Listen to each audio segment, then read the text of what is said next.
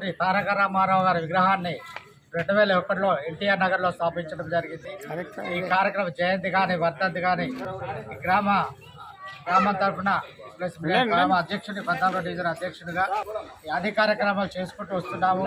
ఆయన ఆశయాలు కూడా ఎన్నో చెప్పారు.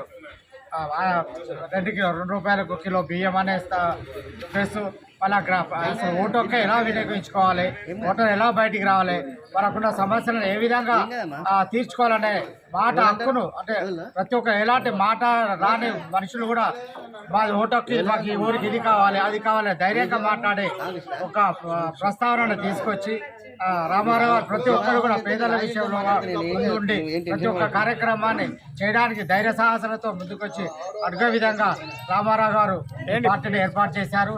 అదేవిధంగా ఓటు హక్కుని వినియోగించుకోవడం కూడా ఓటర్ ధైర్యంగా బయటకు వచ్చేసి మాట్లాడడానికి ముందుకొచ్చారు.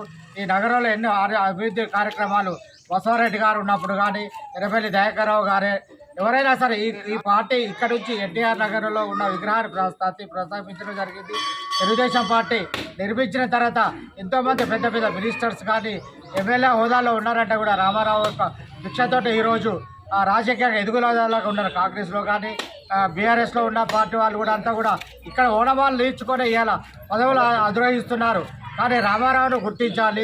రామారావు వచ్చే భిక్ష అనే విషయాన్ని కూడా మర్చిపోతున్నారు. వాళ్ళు పార్టీలో ఉండడే ముఖ్యం కాదు, భిక్ష పెట్టారు రామారావు గారు. అధికారంలో కూడా తెలుగుదేశం పార్టీ తెలంగాణలో ఏదైనా భూస్థాపితం చేస్తారని ఎంతో మంది ఏ రకంగా చేశారు. అయినా కానీ ఇక్కడ తెలుగుదేశం కన్ను కట్టిన తెలుగుదేశం పార్టీ కార్యకర్తలు ఉన్నారు.